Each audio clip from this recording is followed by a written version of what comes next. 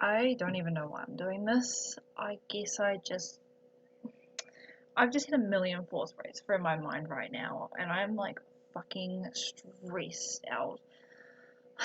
But all of a sudden, I just got the urge to do this just to get it over and done with because I haven't even edited the video about Amy. I don't know why I'm doing this yet. But to do this, I'm gonna need to put some fucking oil on my feet because I'm just stressed. Anyway, while I do that, I don't even know. I don't even know how this video is gonna go. I'll probably cry. It'll probably be a mess. This is like attempt one at the video. It's probably gonna take a million attempts because I've actually tried to record this in the past to put it on my channel, but it's never worked. I'm just all over the place right now. I'm so flustered about this. I don't know if I should have planned this or if I should just talk about it because it makes it more personal. If you don't plan it out, it might make it more. I don't know. But this video is going to be a hard one to make. This is my story of the time I was mentally abused. And being mentally abused, like I've never been physically abused, but being mentally abused, it can be just as bad. And it crushes your mind so much. God damn, I'm already starting to cry. It crushes you, it breaks your mind, it breaks your soul, and it makes you a sad mess like what I am today.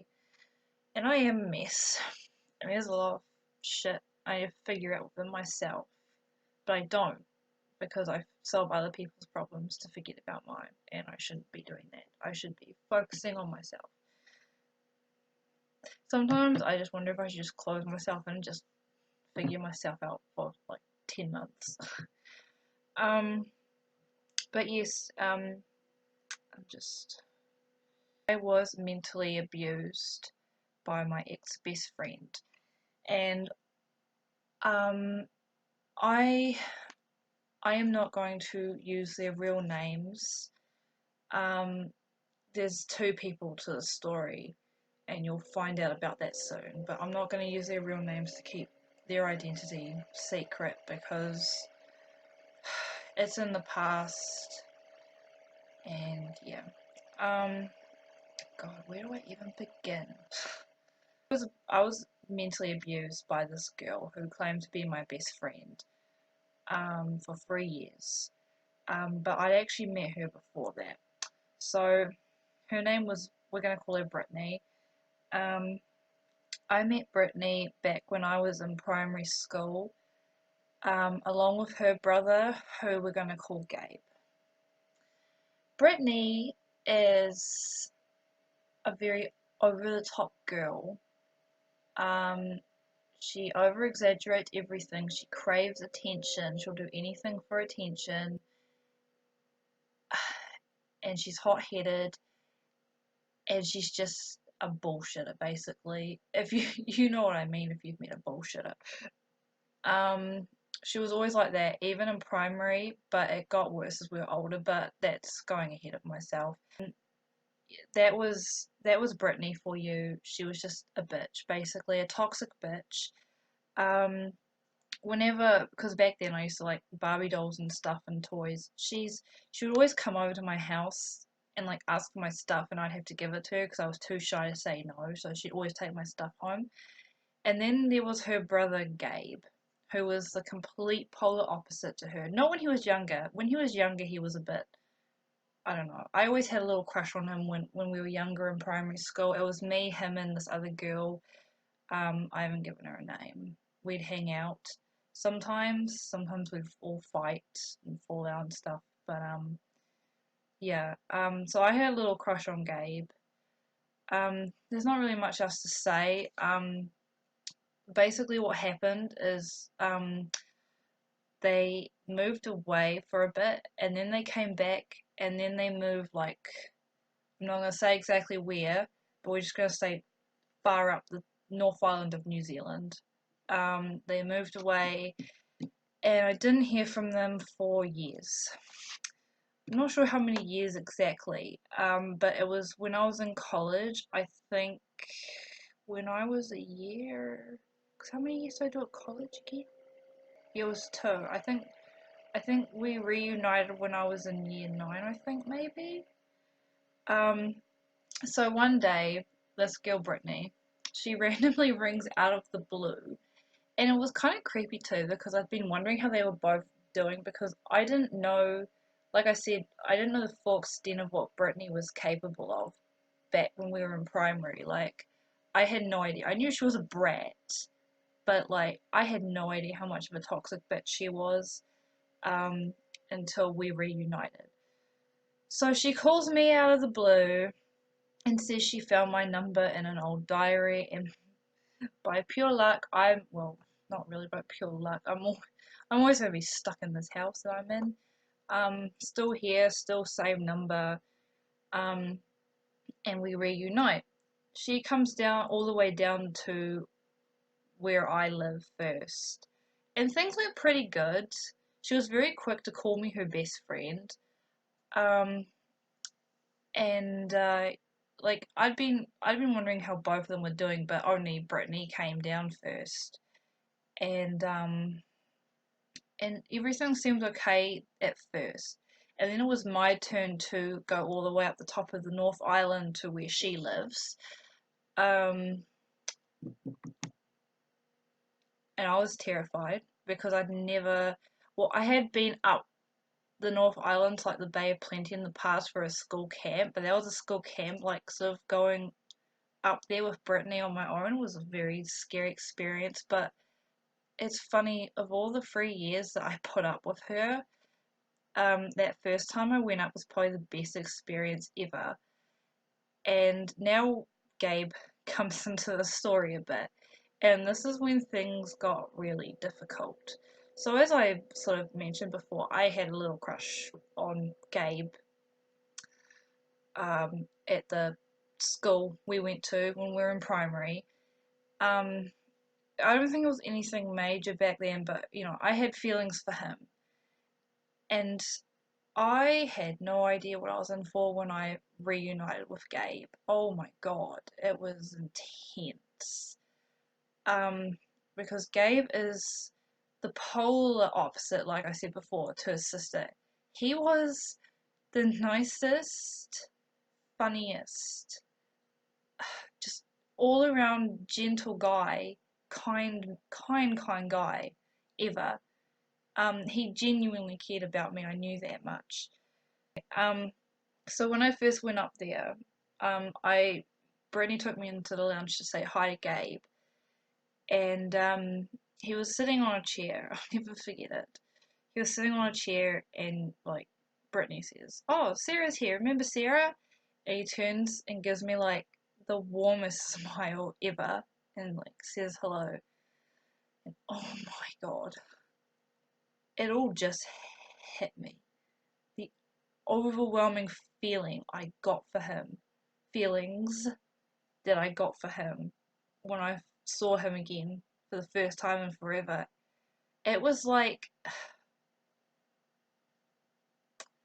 okay, if you've watched Steven Universe, the Steven Universe movie, the part where Steven and Greg fuse into Steg, and they like sing that song to Pearl to get her back to like her old self. Sing that song to Pearl to get her back to like her old self. And I might edit it in just so that people who don't watch Steven Universe know what I'm talking about. But there's this scene where he's like playing his guitar and singing to Pearl, and all of a sudden she just like it just like hits her like the music, and like her eyes like go all in trance sort of. It was like that. It was like this overwhelming sense, like oh, I just can't explain how I felt. And I got the biggest grin on my face, like seeing him again. And then Brittany like took me outside to like, cause she was also giving me a tour of the house at the same time. And like she took me out the back, and I didn't want to leave. Like all I could think about in that moment was Gabe.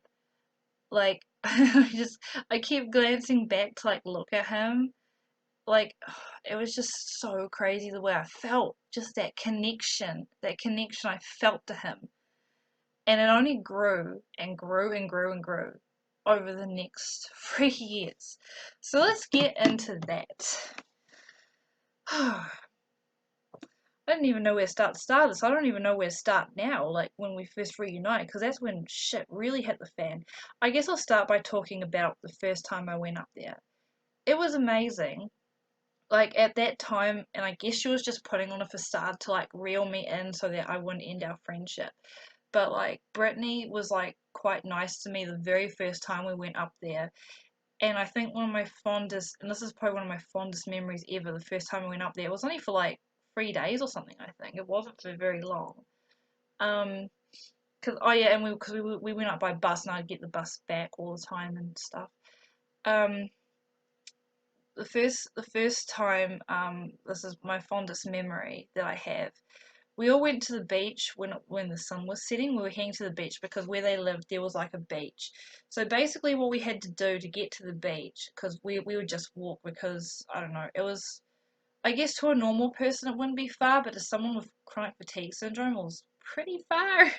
But I still managed to walk it all the time. God knows how. Um, you had to like go up.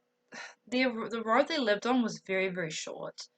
Um, you went up to the end of the road, and then there was like a little secret pathway with all these really prickly gorse bushes up the sides, and you sort of go up and then turn, and you keep walking with like these big gorse bushes either side of you until there was a fence, like where it all cleared and there was a fence. You climb the fence, and then you'd walk over all this spiky stuff. I don't know what it was. It was thick hay, like spiky stuff, and then I think we climbed another fence, and then we had to walk across an entire horse track. And it was awful because in the middle of the horse track was seagull territory. There were so many seagulls. I have so many great stories about that place. We'd walk across there, and then we had to climb a really big fence, really tall fence. I actually remember one time I was struggling, and Gabe encouraged me by like calling me a ninja and stuff, and it meant a lot. Like he'd always encourage me like that. But we're getting ahead of ourselves. We went to the beach, and we had like so much fun. It was me, Brittany, Gabe, and one of Gabe's friends. We'll call him Andy. Um, and it's actually funny because the first time I saw them interacting, that was when I sort of wondered if Gabe was gay. Um, because the thing about Gabe is that he kind of had a gay sounding voice. I don't know. I never really found out in the end if he was gay or not. He might have been, but I don't know. He did go on dates with girls. So I'm getting ahead of myself again. I'm sorry. So yeah, cause I don't know, we were all there hanging out, having fun, and then we all like walked back in the dark. And I remember me and Brittany were like linking arms, and we were like, oh, cause when there was this one part you had to walk across, and there was like all these little gorse bushes sticking out everywhere, and it was really scary in the dark. So we were scared we were gonna step on them and like stab our feet and stuff. So we were like terrified. I think we had our phones, but it was still a bit hard to see. So that was the first time I went up there. It was so great. It was a really fond memory, but then it all went downhill from there. Um, so, straight away, I told Brittany about my illness, like when I first met her. I tell everyone because I don't want it to be something that I have to hide because it's kind of a part of me and I'm a part of it. Um, I don't let it fully control my life, but it is a part of me and it's just something I have to deal with. So she knew about it, and she quickly made it very clear that she didn't give a shit.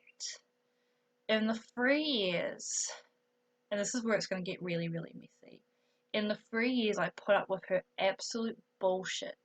She would do stuff like she started pointing out tiny flaws about me. Then she started getting angry at me a lot, and I'm not doing the finger, by the way. That's not the finger. um, she would get angry at me a lot if I got something wrong. She would like yell at me and get angry and put me down. Um, I remember one time because she would straighten my hair a lot. I actually straightened my hair today because I have a date tomorrow. But anyway, she would always straighten my hair a lot, and I remember one time she like said to me, "You've got grey hairs," and I was like, and this was when I was like 16, by the way, and I was like, "Excuse me?" She pulled one out to show me too. I started going grey at 16. Um, and I remember like she was just pointing it out, and then she also pointed out that a lot of my hair falls out when you straighten it or brush it. It does. Not that matters because my hair is thick, like thick, so it doesn't even matter. She'd always do that, and I remember I was like trying not to cry because that was later on in the friendship, and she would bully me a lot. One time she yelled at me because I didn't know how to put a tent away properly. She would just do stuff like that and put me down. And the only way I could make her happy with me is if I bought her stuff. That's right, I became her personal wallet. My money was not my money back then. My money was her money. You wanna know something crazy? Because back then, during the 3 years, I first went on the benefit for my illness, and it was a long process, and they had to pay me from when we started the process. So the first ever time I got paid, which was when I was 18, I got paid about $5,000, I think it was. And like that was amazing. I've never received that much money. Well, at the time I hadn't received that much money. I've received that much money since when my nanny passed away. But anyway, at the time I had never received that much money. That was a lot of money for me, and that was amazing. Want to guess how long it took my so-called best friend to spend that money? 1 week. 1 week. That money was all gone, all of it. She would always guilt trip me into getting her stuff by saying like, "Oh, I'm saving up for a motorbike or a longboard." She was by the way, another thing about her, she was like a very sporty, extreme person. She had a huge obsession with exercise. When I knew her, she had to exercise every single day, otherwise she'd get depressed. Um, she loved doing extreme stuff like bungee jumping or go-kart racing, and she loved motocross. Um, she still does. Because I know I shouldn't do this, but sometimes I check her Instagram. I know that's a bit sad, and I probably shouldn't be admitting this because if she ever finds this video, which I hope she doesn't, if she ever finds this video, she's gonna be like, "What the fuck?" Um, I'm still, just a disclaimer, guys. I'm still learning to let go of the past. It's a long process for me. I've always been someone who doesn't like to let go of the past, to cling on to it. But yeah, she would like manipulate me. And actually, I want to show. I honestly don't know why I keep this because this is a gold lot of sad energy around it. But this right here, this is the diary that I would write in to help me cope back when I was friends with Brittany. There's a lot of really dark, sad stuff in here, but I think I just did it to help me cope at the time because she was always manipulating me and just putting me down. She'd always push me into getting a job, even though I couldn't work. Still can't. Um, I remember one time I tried doing a course at the warehouse, and I actually ended up passing out. I got really sick, man. It was like crazy. I ended up vomiting everywhere and getting diarrhea everywhere and passing out. It was nuts, man. So yeah, I can't work because that sort of stuff happens. My body gets too overwhelmed. Um, but yeah, this is I should find some stuff to read. I just want to say, really quick before I read this, like I mentioned, she did manipulate me heavily to the point I had when our friendship first started and she started being like that because I was so afraid of her. I was terrified of her. She had the power over me. She had me in her little palms, um, and I had to lie to myself and convince myself to the point I actually believed it that she was a good and loving and caring friend. She manipulated me so hard that I manipulated myself. I had to manipulate myself because the fear was too overpowering to get out of the friendship for 3 years. See, look, this is something I've written here. I can't wait till the holidays. I'm super duper excited about seeing Brittany again. Knowing that it won't be much longer till we'll be side by side again, I hate being separated. Sometimes I want to super glue myself to her. Haha, kidding. But that would be kinda cool, lol. I can't wait to do all kinds of random and stupid things together.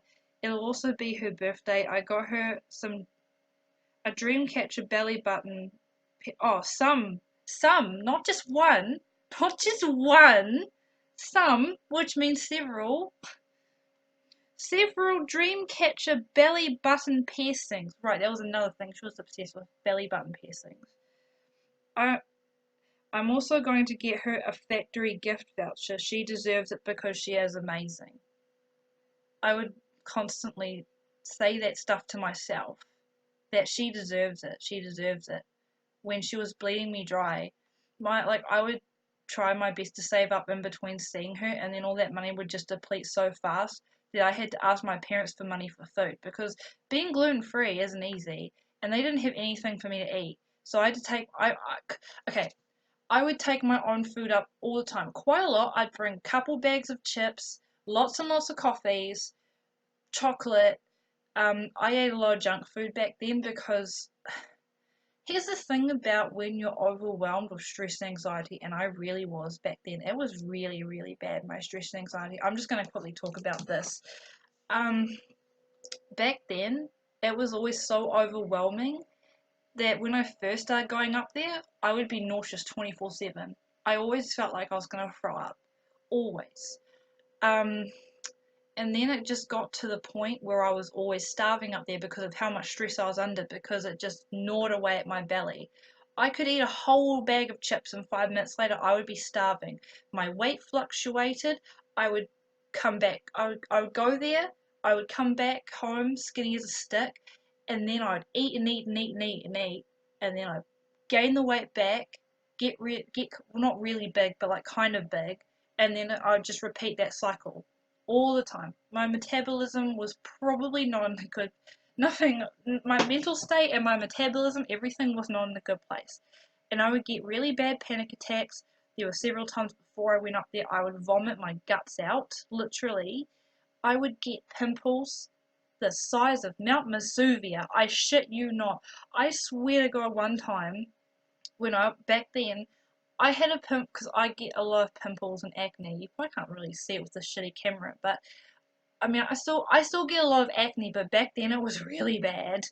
Um, I had like a pimple, like maybe that big, taking up half my fucking chin, and I remember if I put my head down, oh, sorry if this is TMI, but I could feel all the pus running forward, and it hurt like a motherfucker. They would really fucking hurt. And ever since I know this is kind of getting ahead of myself, but I just want to say this. Ever since I ended my friendship with Brittany, I haven't gotten pimples that big since. I still get acne, but it's nowhere near as bad as it was back then. So that was everything I was going through when I was friends with her because I was so overwhelmed with anxiety and stress and pressure from her, but I was also overwhelmed with the overgrowing love I felt towards Gabe all the time because it was just growing stronger and stronger every time I went up there. I wanted to fucking marry him. I wanted to kiss him. I was just madly in love with him. So I was so overwhelmed with all these emotions clashing together that I was just an absolute mess. One time when I was up there, and this is a really sad story. One time when I was up there, I just had a spontaneous panic attack, and I was just lying in her bed all night, shaking like this. My whole body was shaking because I was fighting not to run to the toilet and bath. I was all night. I didn't get a wink of sleep that night. I was just up, shaking and wanting to vomit. And guess what we did the next day? We went in, we went into town for the whole day, walking around town for the whole day.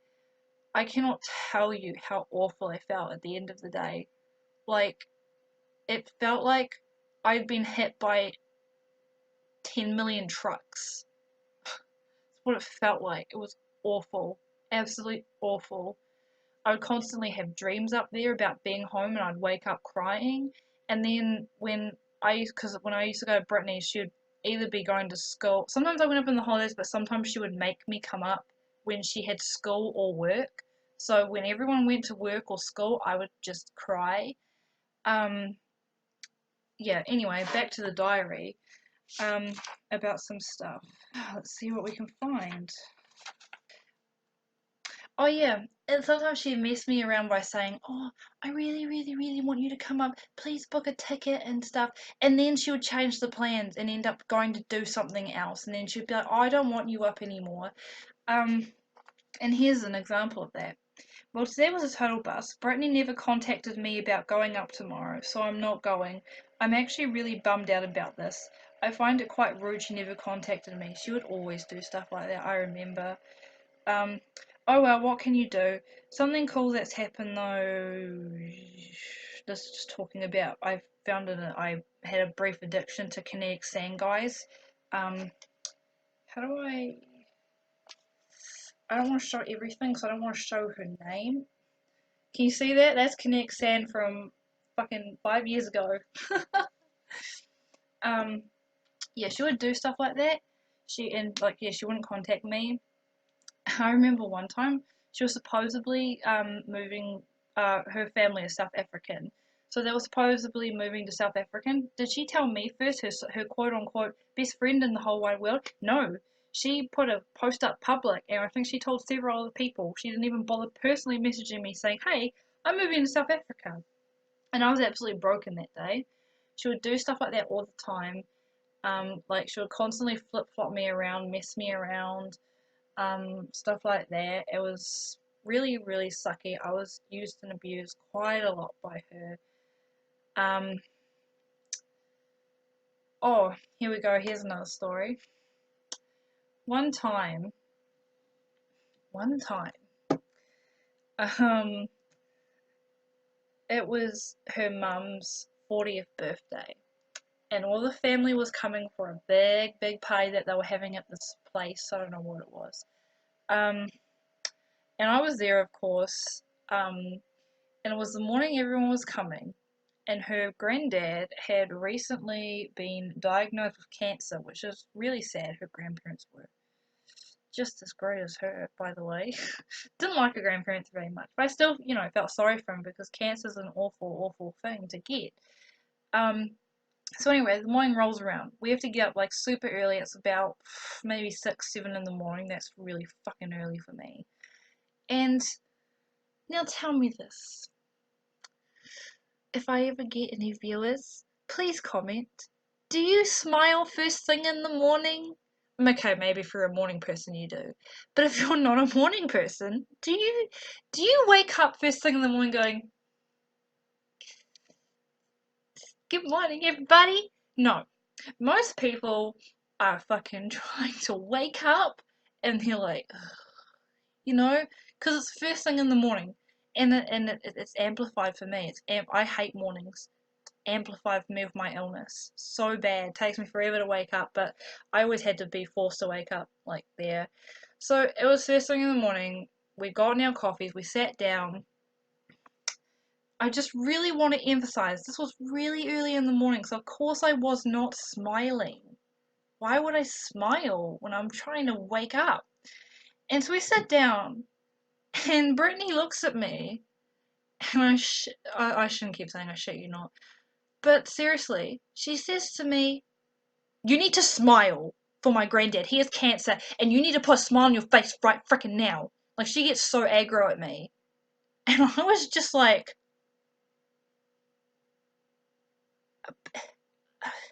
"A bitch, what? Huh?" I was dumbfounded. First thing in the morning. He wasn't coming for hours. No, I don't think they came until like 10 o'clock. And bitch is fucking having a go at me for not smiling. Sorry, that just really kind of works me up still. How crazy is that? She gets so mad at me. And get this, it wasn't just with me. She was trying to make everyone smile when he actually arrived. Because the mum is like serving breakfast to everyone. And Courtney goes to the mum, "Mum, She was like that. She was just toxic, man. She would do stuff like that and just put you down for like doing nothing. Like you could, like around this girl, I could breathe and she could find something wrong with that. Like she would point out stuff like that all the time. It was absolutely crazy. And then get this, so I'm having to smile the whole day. I'm just there going the whole day.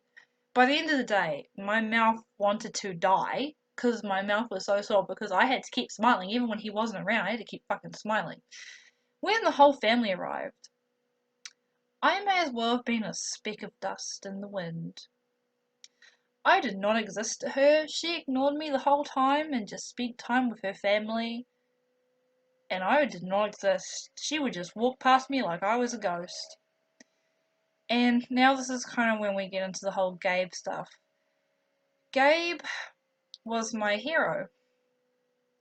When things got really hard and hurtful and like she would like just fucking hurt me like that, man. All the time. He was my fucking guardian angel. Um, he could clearly see that Brittany was just treating me like a speck of dust. And he comes up to me and says, "Do you want to go to the neighbours and pet the puppy?" Can you see why I was in love with him? Madly in love. Um, sorry. So we went to the neighbours and I was so relieved to get away from everyone because it was all so overwhelming. There were so many people there. And with, on top of that, with Brittany, like, he took me over to the neighbours just to sit down in the quiet and play with the puppy. He noticed, he knew that she was hurting me. Like, he would, like, cause literally, I would always buy food for her too. We'd have to, like, go buy, I would have to go buy food for her all the time, cause she liked eating a lot of junk food when I was there too. And, we'd have to sneak in the back because he knew. He knew that she was, he never said it, but he knew deep down that she was just manipulating me and hurting me and breaking me. And, yeah. And, like, he would always ask me, when was the last time you cried? It was like he just had this sense to me, you know? Like, and I just, like, I can't explain the feeling, mate. Like, it's the best feeling in the world being in love. And he would just treat me like a princess. One time, me and him went to this clothes shop in New Zealand called Factory, and he told me, pick out a dress, and I'll buy it for you. I almost passed out in the shop because no one's ever done anything like that for me. No one's ever just been like, oh, go pick something out and I'll buy it for you. I don't expect people to, I'm just saying. Like, I literally got dizzy. I thought, am I in heaven? Like, he was just such an amazing person. Everyone sort of thought they were the perfect family, but there was a lot of stuff that they did not experience that I did. I started getting really depressed because of all the ways that Brittany had hurt me and treated me and manipulated me and used me. I started getting to the point, really, really, one of the darkest points in my life, where I thought to myself, I started thinking to myself, why am I here? I'm useless. I can't work. I didn't get to finish school. I'm just a useless lump of flesh that does nothing. I convinced myself I was just lazy and I hated my illness. And I would cry every day. Every single day for weeks. Just got to a really dark place. Now, after all of this, sorry, there's something on my keyboard. After all of this, you're probably wondering, how did you get out of the friendship, Sarah? Well, let me tell you. Let me see, hang on. I just need to find something. So, now we get into the final bit of it. how the friendship ended and what my life was like afterwards and what it's like now. Um, it was 2016, and my nanny, who was alive, had to go into hospital for months. There was a time she almost died, my last grandparent alive, and it was really, really terrifying. Also, at the same time, me and my now current best friend Danielle were planning to go and stay the night in Auckland for a Melanie Martinez concert, which was freaking amazing. Um, and I was so happy because, like, oh, it wasn't. No. It wasn't the Melanie Martinez concert. That was way later. No, we were just going for a shopping day. That's right. We were going to catch the bus for a shopping day. Um, and I was really excited about it because I needed a distraction because the whole nanny being in hospital and all my family coming together was a lot. I kind of shut down during that period. So I was really happy to be doing something for me. And so Brittany messages me, and of course we talk about her first, because we always did talk about her first. She tells me that her parents might be getting a divorce, but what else was new? They were always flip flopping between whether they get fucking divorced or not. But I was supportive and like said they won't get divorced, you know. Like I know they have their ups and downs, but they clearly love each other, and like I was a really supportive friend for her because it was clearly really upsetting her. And then afterwards, you know, she asked how I was doing, and I gotta thank Brittany for this because um, if she never said this, I would probably still be her friend, and that thought terrifies me. Um, so anyway, she asked how I'm doing. I first tell her, I send multiple messages before she replies. I first tell her about my nanny, how she almost died, because I think she had a stroke or something and it almost killed her. I tell her all about that and, you know, the pressure of my family being there and stuff. And then I tell her that Danielle and I are going to Auckland for a shopping spree. And she, and and remember, like I said earlier, how I was her wallet and that I always had to buy her stuff to make her happy so that she wouldn't yell at me or put me down. Um, she says to me, and I quote, "Wow, you've never taken me shopping in Auckland." That was it. That was my breaking point. After 3 years of manipulation, mental abuse, putting me down, using me, that was it. That was the breaking point. That she, that was the moment I really realized, and I didn't want to realize it, so it was a very scary time. I realized that this girl does not give a shit about me. I know. I mean, I always knew it deep down, but like I said, I had to manipulate myself because I was scared of her. So then their whole process began of the realization and knowing that I had to let this girl go for my own sanity because I would have probably ended up killing myself if I kept being friends with her. Um,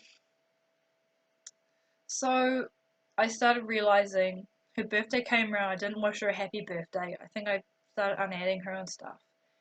She messages because I was so scared to tell her it's over. So I put it off for about a month until she messaged me and said, "Why didn't you wish me happy birthday?" And that's when I had to do it. And it was the hardest thing I've ever had to do to get out of that relationship, to free myself. And I had to tell her the truth that I was just breaking because of her and that it was all too much. She basically said, "Fuck you, go fuck yourself, it's not my fault you're depressed, blah blah blah blah blah." She just got really fucking mad at me and basically told me it's all my fault I'm depressed. Um, and yeah, that was it. On the 28th of April 2016, I ended my friendship with her. And it felt like the whole world around me was shattering and breaking and just falling apart. I remember being in my room screaming and crying. I couldn't breathe. It was a really, really hard night for me. It was nighttime when it happened. And thank God for my best friend Danielle, also my saviour for that night. She saved me. She got me out of the house and we went and got V's. And she got me to laugh, but I think I was just so overwhelmed. And when we went into town that night, I started blocking her on everything. And it was also really hard too because I had to block Gabe. I loved Gabe. I really, really loved Gabe so much.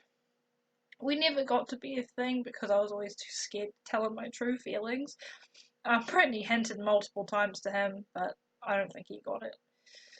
I had to let him go too because I couldn't have Brittany in my life.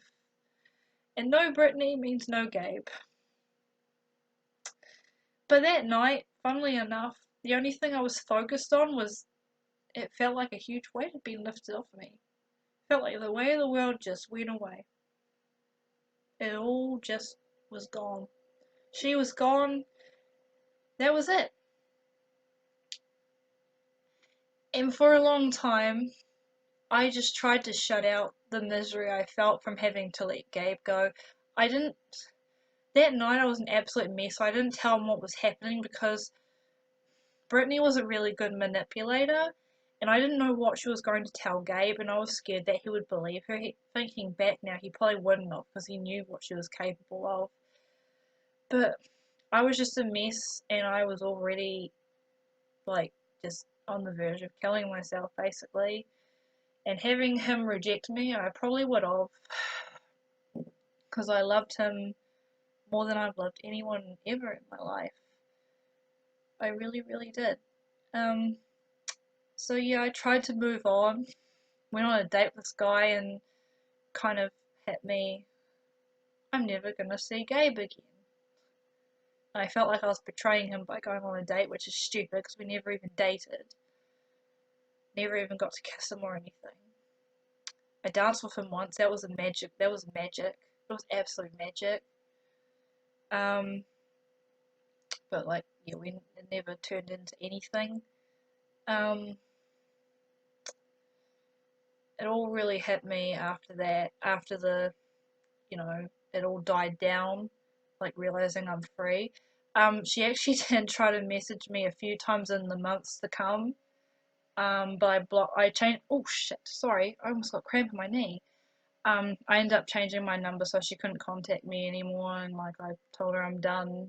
That you used me, you manipulated me. Basically, without saying it, I told her to fuck off. Sorry, this is all emotionally draining to talk about. It was really funny when she like actually tried to contact me a couple months after. Such a manipulator, honestly. She rang me up 10 o'clock at night, and I was like, what the fuck, who is this? And I didn't answer at first, but then I called it. I'm just gonna have to edit out that last part because I almost said her real name. um, Sorry, I'll say that again. So I said hello, she said hello back in a really sad, tragic voice, and then I said, who is this? And she said, Brittany. Hung up. Hung up because I knew what she was doing. That's what she did. She does that to play into your little game. She'd manipulate you to make you feel bad about her. Um, she said she texted me after some bullshit about her life's falling apart and shit. When my life was already a shattered mess on the ground. Um, but yeah, where was I before? Oh yeah, we were talking about after it all. So yeah, after the initial shock, the happiness of the elation that I don't have to put up with her bullshit anymore, that she can't hurt me anymore, that I was free. It all hit me that Gabe is gone, and I started to get really, really, really depressed about that. Um, so things got even worse for a while actually. I started going back to counselling, of course, because I needed it badly. I will have to put a trigger warning in this because this is going to talk about some dark shit. So yeah, this is where things are going to get really triggering, guys. If you don't want to hear about suicide or self-harming, you might want to click off this video because this is going to get really, really dark. I started getting desperate. I thought there must be a way I can be with him and not have to see Brittany ever again. There has to be a way, there has to be a way. But, you know, I keep circling back to, there is no way, there is no way. And it was really hard and I just became an absolute mess. I started getting angry at everyone around me. I started shutting myself in a lot more. I self-harmed for the first time. I ended up cutting my leg. I started thinking of ways to kill myself. I started Googling it because I didn't know anything about it. One night it got so bad that I just got some alcohol and started drinking to take some of the pain away, any of the pain away. It was a really hard time.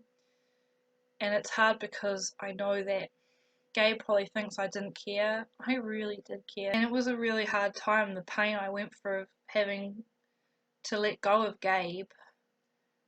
Because I started thinking, what's the point of living without Gabe? He was my everything, my soulmate. I still believe that he was my soulmate, but I actually want to show you something. There are some things he gave me that I still keep to remember him. This is a Mari necklace he gave. Oh, it was a necklace.